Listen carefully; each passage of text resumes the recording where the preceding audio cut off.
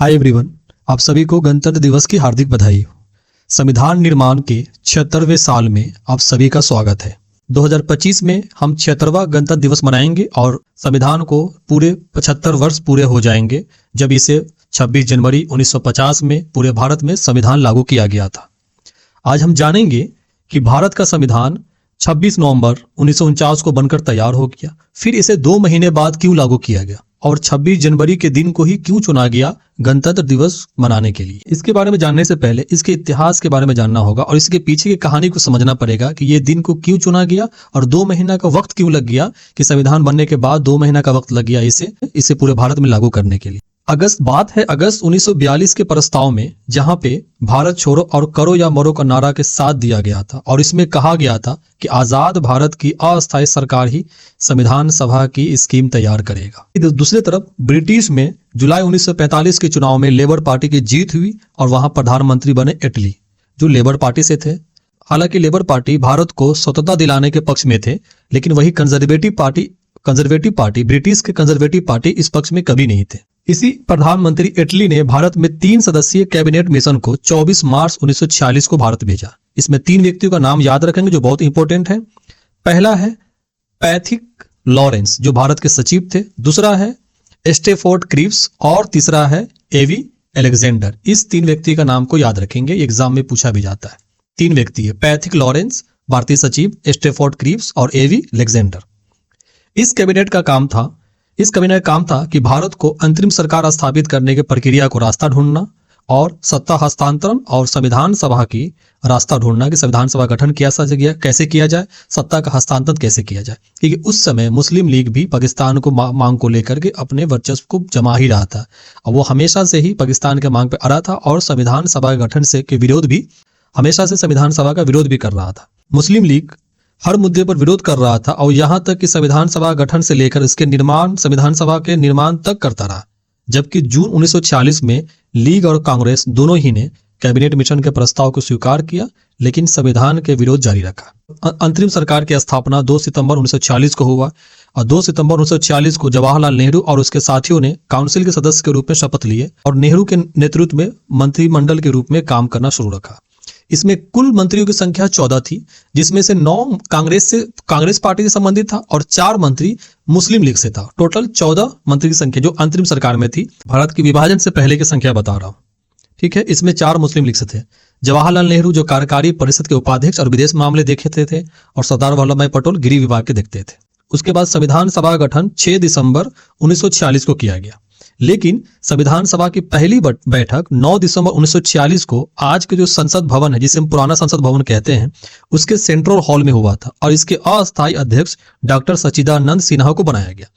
बाद में इसी सत्र में 2 दिन बाद 11 दिसंबर 1946 को डॉक्टर राजेंद्र प्रसाद को संविधान सभा के अस्थायी अध्यक्ष के रूप में निर्वाचित कर लिया गया। तो इसकी पहली बैठक हुई थी 9 दिसंबर 1946 को और 11 दिसंबर 1946 को डॉक्टर राजेंद्र प्रसाद संविधान सभा के अध्यक्ष के रूप में निर्वाचित हुए थे। संविधान सभा गठन किया गया 2 दिसंबर 1946 को। इस बात को याद रखेंगे। उस समय 1946 में सदस्यों की जो प्रस्तावित संख्या थी 389 था, लेकिन बंटवारे के बाद संविधान सभा के सदस्यों की संख्या हो गई 299, जिसमें से 229 चुन के आए थे और 70 सदस्य जो थे वो मनोनीत थे, नॉमिनेशन के तहत आए थे। इसे याद रखेंगे। 1946 में जब बंटवारा नहीं हुआ था तो संविधान सभा कुल सदस्यों की जो प्रस्तावित संख्या थी, कुल संख्या 389 था और बंटवारे के बाद 1947 में टोटल रह गया 299, मतलब 299 रह गया था सदस्यों की संख्या, जिसमें महिलाओं की संख्या 15 था। इस बात को याद, इसमें महिलाओं की संख्या 15 था, अनुसूचित जाति के 26 और अनुसूचित जनजाति के 33 सदस्य थे। संविधान सभा में कुल बैठकें हुई थी, आपको 12 बैठक हुआ था। सबसे पहला बैठक हुआ था 9 दिसंबर 1946 को, इसमें केवल 207 सदस्य उपस्थित हुए थे। उसके बाद 14 अगस्त को हमारे देश का बंटवारा हो गया। एक तरफ पाकिस्तान बना जो आज के बांग्लादेश है, जिसे पूर्वी पाकिस्तान कहते थे, और जो अभी आज के वर्तमान पाकिस्तान है उसे पश्चिमी पाकिस्तान कहते थे। तो ये देश का बंटवारा हो गया और आज का हमारा देश है वो भारत में बंटवारा हो गया।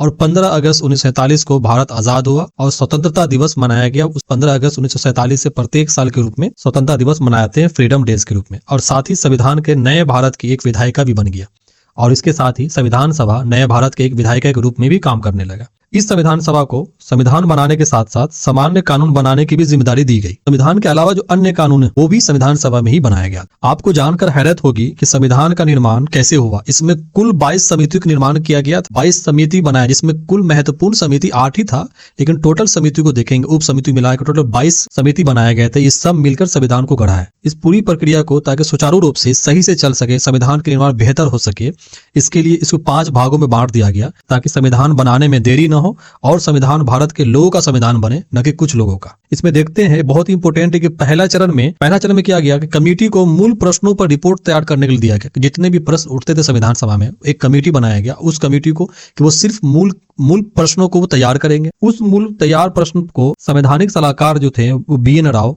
उनको दिया जाता था। वो उस रिपोर्ट को रिसर्च करते थे और दूसरे देशों के संविधान और साथ ही साथ दूसरे देश के संविधान में भी रिसर्च करके एक उसे विश्लेषण करते और दूसरे देश के संविधान पे भी रिसर्च करके एक कामकाजी दस्तावेज तैयार करते और उस दस्तावेज को फिर संविधान के जो प्रारूप समिति का अध्यक्ष थे डॉक्टर भीमराव अंबेडकर, उनको सौंपा जाता था। डॉक्टर भीमराव अंबेडकर की जो कमेटी थी, ये संविधान का मसौदा तैयार करके फिर वो सभा में बहस के लिए और उस पर संशोधन करने के लिए संविधान सभा में भेज दिया जाता था। फिर सहमति के आधार पे संविधान में इस प्रस्ताव को, इस दस्तावेज को, इस मसौदे को स्वीकार कर लिया जाता था। इस 5 चरणों इस तरह हमारे संविधान का निर्माण हुआ जो आज हम देखते हैं हमारे संविधान, और आज के देश को देखते हैं, आज के भारत को देखते हैं। आज का भारत सिर्फ एक दिन एक रात की कल्पना नहीं, वर्षों की मेहनत और बलिदान, त्याग, तपस्या का फल है जो आज हम लोग उसका फल उठा रहे हैं। और संविधान सभा की 11वां बैठक 26 नवंबर 1949 को हुआ। इस तारीख को संविधान को स्वीकार कर लिया गया। संविधान को स्वीकार कर लिया गया 26 नवंबर 1949 को संविधान सभा को स्वीकार कर गया। ये 11वां संविधान की सभा की बैठक थी। वही 12वां बैठक हुआ था 24 जनवरी 1950 को।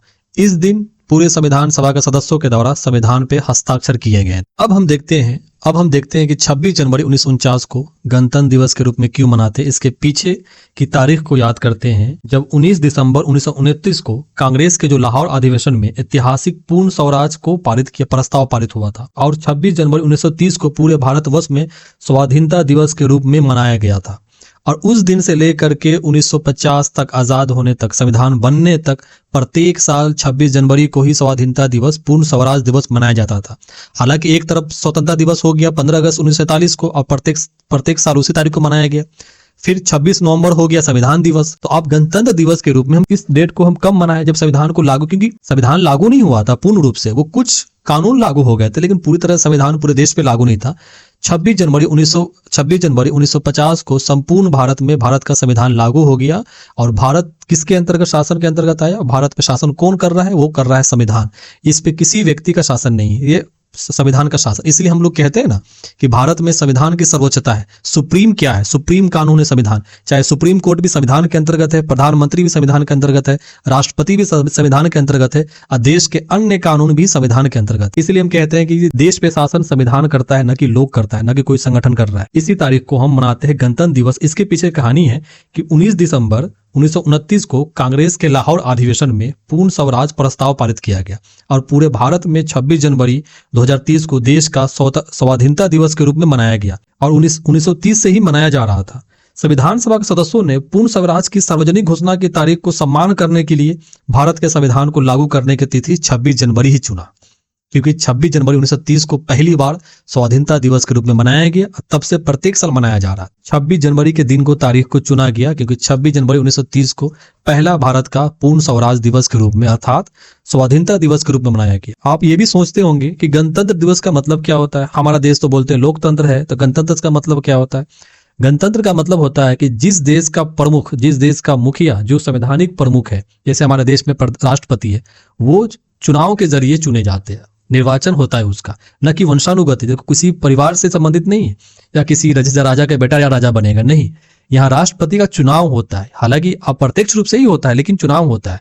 इसीलिए हम इसको गणतंत्र कहते हैं। इसलिए हमारा देश लोकतंत्र के साथ साथ गणतंत्र भी है। जैसे ब्रिटिश में ऐसा नहीं है, वहाँ राज्य का जो प्रमुख है, जैसे देश का जो प्रमुख है, वहाँ राजा होता है, वो वंशानुगत है, वंश से आता है। एक राजा का बेटा राजा बनता जा रहा है, लेकिन देश में ऐसा नहीं है। जो राष्ट्रपति चुनेगा वो चुनाव के जरिए ही आएगा, डायरेक्ट नहीं आ सकता है। इसीलिए हम कहते हैं गणतंत्र दिवस। और इस दिवस को संविधान लागू पूरे भारत में हुआ। इसी दिवस को प्रथम राष्ट्रपति डॉक्टर राजेंद्र प्रसाद ने तिरंगे झंडों को फहराए थे। तब से ये प्रथा भी हो गई। 26 जनवरी गणतंत्र दिवस पे राष्ट्रपति तिरंगे झंडे को फहराते हैं और 15 अगस्त पे लाल किले से प्रधानमंत्री तिरंगे झंडे को फहराते हैं। तो दोस्तों, आज का वीडियो बस इतना ही है। आप इसे समझ गए, गणतंत्र दिवस का मतलब क्या होता है, स्वतंत्रता दिवस का मतलब क्या होता है, संविधान दिवस का मतलब क्या होता है, इसे क्यों मनाया गया, 26 जनवरी की तारीख को क्यों चुने, 2 महीने का देर क्यों हुआ। सारे सवालों का जवाब आपको मिल गया होगा। आई होप आपको ये वीडियो पसंद आया होगा। आप सभी को गणतंत्र दिवस की फिर से ढेर सारी मुबारक बधाई हो। बहुत बहुत शुक्रिया वीडियो देखने के लिए। तब तक के लिए stay focus and keep learning. अगर ये वीडियो पसंद आया है तो इसे लाइक करें और अपने दोस्तों को भी शेयर करें। तब तक के लिए thank you and take care.